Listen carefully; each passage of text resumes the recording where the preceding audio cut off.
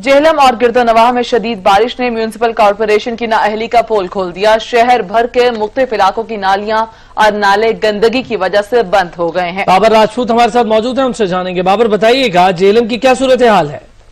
और ये जेहलम में इस वक्त जो है मानसून की जो पहली बारिश हुई है, जिसकी वजह से जो नाले हैं वो बिखर गए हैं और म्यूनिसिपल कॉरपोरेशन की जो आला कारकर्दगी है, जो हर दफा मानसून का मौसम आती है, ना तो उन्होंने इसको पेशगी सफाई की थी नालों की और ना ही गंदगी के जो ढेर तो उठाए थे, जिसकी वजह से तमाम जो है शहर भर के रोड गलियां जो है वो तालाब का मंजर पेश कर रही है। और बेशुमार बारिश की वजह से जो है म्यूनिसिपल कॉरपोरेशन की जो गली जेहलम की जो वो खुल के सामने आ गई है और नाकस ही अमली जो है देखने में आ रही है।